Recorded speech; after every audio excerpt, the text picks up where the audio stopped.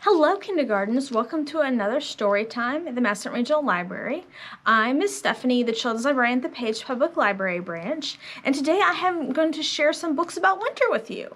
And the first one is called Best in Snow and is written by April Sari. Oh, look at the beautiful snowflakes. A freeze. A breeze. A cloud. It snows. Look at all the birds at the bird feeder. Snowflakes land on a squirrel's nose. Snow sails. It settles. Shows shapes. Dust swings. Snowfall quickens and thickens. Snow clumps and clings. Wind sifts, snow drifts. Sun shines. Water seeps. Crystals feather as ice creeps. Air warms, snow softens. It drip, drip, drips. Snow melt forms icicle tips. Down below, soil mixes with snow. It's mushy, it's slushy. Until another freeze, another breeze, another cloud. It snows. And another snowflake lands on a squirrel's nose. The end. All right, so our next book, it's a classic that has been read for many, many years, and it's called The Mitten. And it's by Jan Brett, and it's an old Ukrainian folklore, like a folktale story. One day there was a boy named Nicky who wanted his new mittens made from wool as white as snow. At first, his grandma Baba didn't want to knit white mittens. If you drop one in the snow, she warned, you'll never find it. But Nicky wanted snow white mittens, and finally Baba made them. After food, she said, when you come home, first I will look to see you are safe and sound, but then I will look to see if you have your snow white mittens.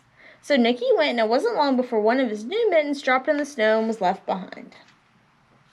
A mole, tired from tunneling along, discovered the mitten and burrowed inside. It was cozy and warm and just the right size, so he decided to stay. A snowshoe rabbit came hopping by. He stopped for a moment to admire his winter coat. It was then he saw the mitten and he wiggled in feet first. The mole didn't think there was room for both of them, but when he saw the rabbit's big kickers, he moved over. Next, a hedgehog came snuffling around. Having spent the day looking under wet leaves for things to eat, he decided to move into the mitten and warm himself. The mole and the rabbit were bumped and jostled, but not being ones to argue with someone covered with prickles, they made room.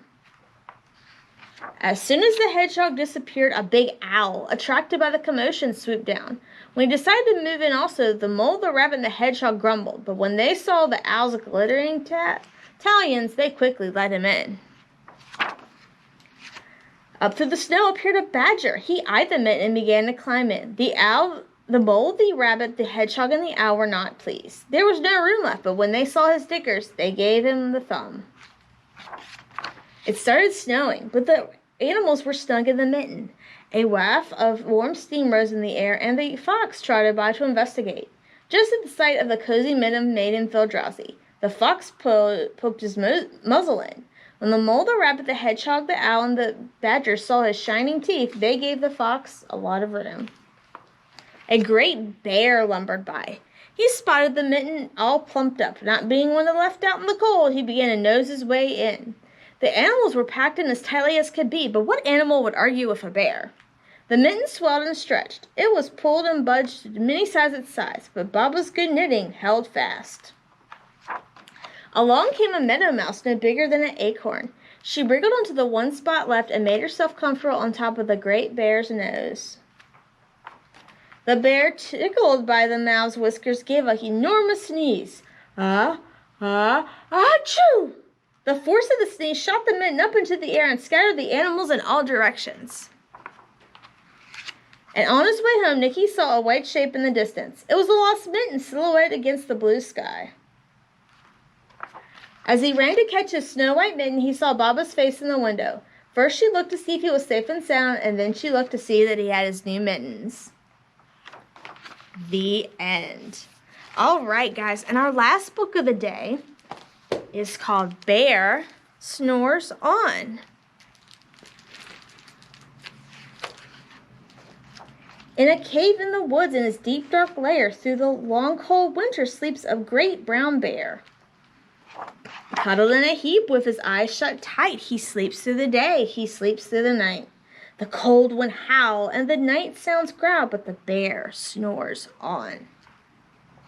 An itty-bitty mouse, pitter-patter, tip-toe, crawls into the cave from the fluff cold snow. Mouse squeaks, too damp, too dank, too dark, so he lights sweet twigs with a small hot spark. The coals pit pop and the wind doesn't stop, but the bear snores on. Two glowing eyes sneak peek in the den. Mouse cries, who's there? And a hare hops in. Ho, Mouse said Hare, long time no see. So they pop white corn and they brew black tea. That sounds really good. Mouse sips wee slips and Hare burps big burps, but the bear snores on. A badger scuttles by, snuffs at the air. I smell yummy yums, perhaps we can share. I brought honey nuts, Badger said with a grin. Let's divvy them up, cozy down and dig in. And they nibble and they munch with a chew, tromp, crunch, but the bear snores on. A gopher and a mole tunnel up through the floor, and then a wren and a raven flutter in through the door. Mole mutters, what a night, what a storm, twitters wren, and everyone clutters in the great bear's den. They twitter and they tweet and they twitter, they chatter and they chitter, but the bear snores on. In a cave in the woods, a slumbering bear sleeps through the party in his very own lair. Hare strokes the fire, Mouse seasons stew, then a small pepper fleck makes the bear achoo! He blows and he sneezes and the whole crowd freezes. And the bear wakes up. Bear gnarls and he snarls. And bear roars and he rumbles. Bear jumps and he stomps. Bear growls and he grumbles.